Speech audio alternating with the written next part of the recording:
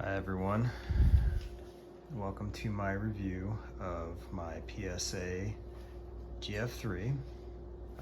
This will be my first review for my channel. I'm going to try to keep these down to around 5 minutes or so. Forgive my ghetto ass format I got going on here. I'm not going to have any fancy edits to the range or anything like that.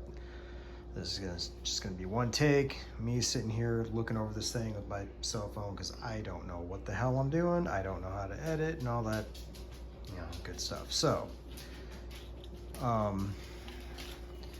have between 6,300 and 6,500 rounds through this guy. It has been absolutely flawless. I have not had a single malfunction. I've run Wolf, Tula, Tella, Barnell, a variety of steel case stuff through it. I've never run any brass, but it's just run and run and run and run. Every single mag I've put in it, I got surplus Romanians, Polish, Hungarian. They all fit perfectly. I think I had one or two out of my 20 something I had to file down a little bit, but I mean, Magpoles obviously fit too.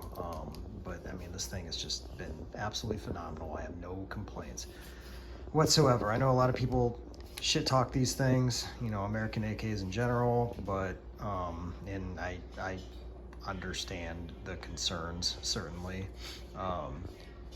But in my experience, at the very least, PSA's 7.62 line of AKs is good to go. They're not duty guns,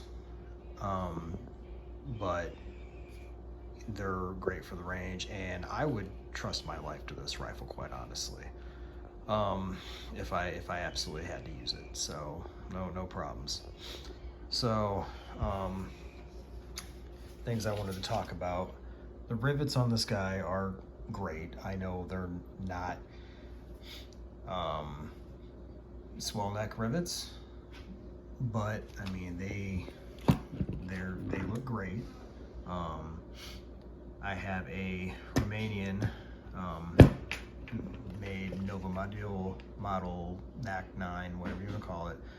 Those rivets don't look nearly as nice as this, even though they are the proper rivets, and this receiver is not dimpled and whatnot. But to be fair, I have not come across any reports of these rivets having major issues and receivers blowing apart on these or anything like that. So I know there's concerns about that by put out there by other YouTubers. I have no qualms with this. This dude's pretty solid for what it is. So as you can see, I swapped out the furniture. This was a model that came with Magpul furniture. So Romanian stock, my sexy dong, and a Hungarian upper handguard. And I kept the Magpul pistol grip because I fucking love these things. These are sweet. So these have forged components, which if you're an AK guy, that's something you should have, because most of these companies cannot properly cast components.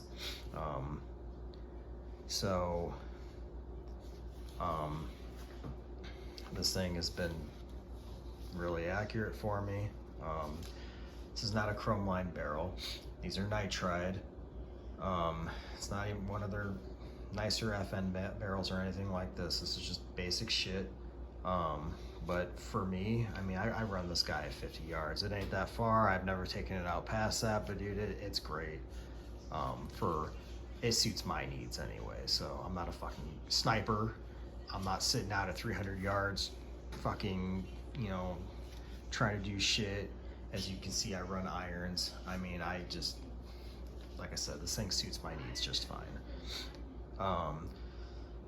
Problems I've had, just some minor issues. The bolt carrier tail, I had a little bit of splash on it where it was kind of rubbing on the bottom of the bolt.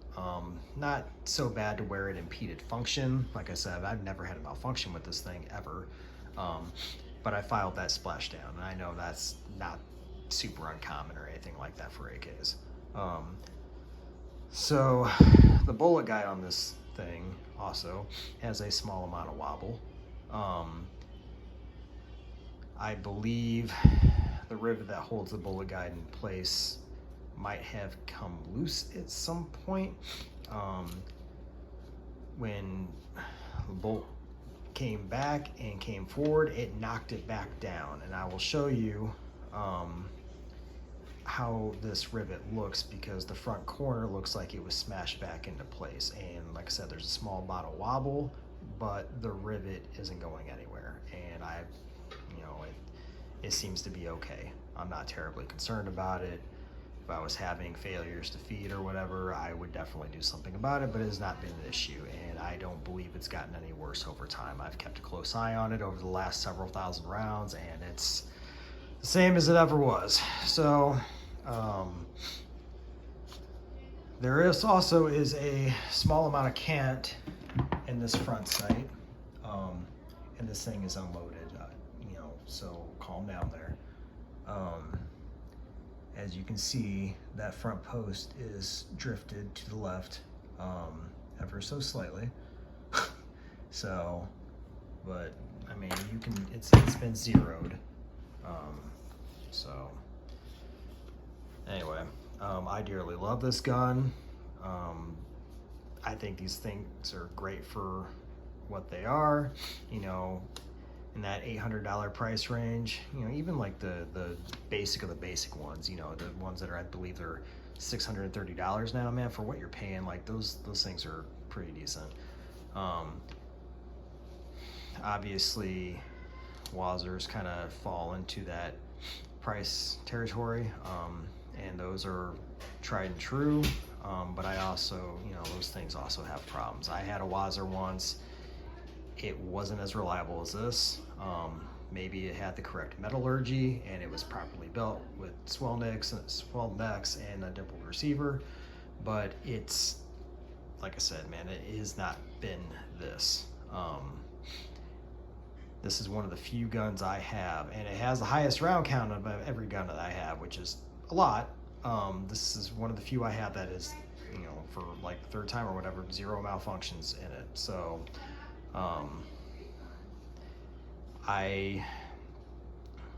like I said, I think their 7.62 by 3.9 guns are good to go.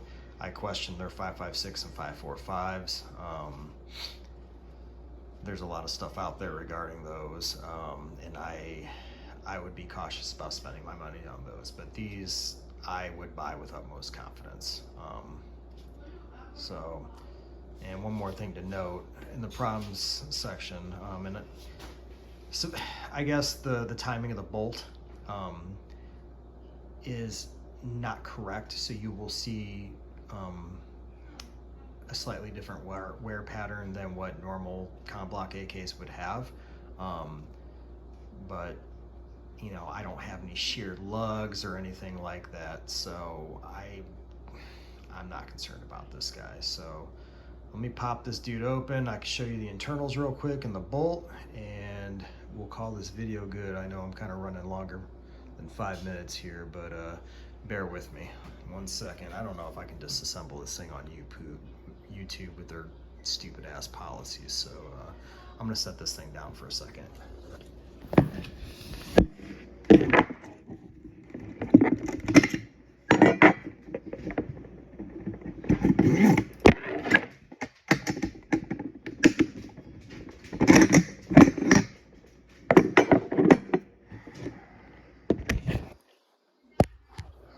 All right, so here's the inside. There's that right side. Let's see if this focuses. You can see there's a slight bit of goofy wear there. It has not changed in all the rounds I put through this guy.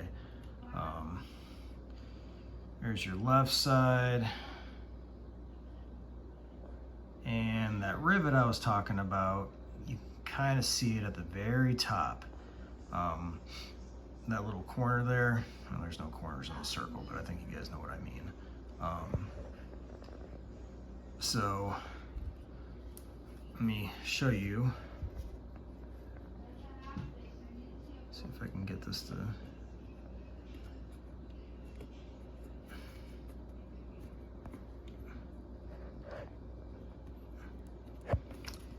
Well, there we go. Sorry, I'm trying to hold my phone and do this at the same time, and I don't know how well that's showing up. You can see a slight bit of movement there. But like I said, man, it's never failed to feed. So let me set this guy down. Do this one-handed. This is the bolt. As you can see, got my lugs. These are fine. I know people, yeah, that's a little dirty, sorry. I know people have talked about the bolt channel having issues and widening and all that good stuff. This guy, as near as I can tell, has been the absolute same. I've never broken a firing pin. And I'm probably 6,500 rounds on this dude. I really stopped hardcore counting at 5K, but it's at the most 6,500, at the least 6,300. So, and this bolt carrier, there's no wobble in the piston. There's that tail I filed down a little bit. So kind of fugly, but it's good. So yeah. Anyway, I love this rifle. It's one of my favorites. Just wanted to give my experience on these guys. So thanks for watching. I'll talk to you guys later.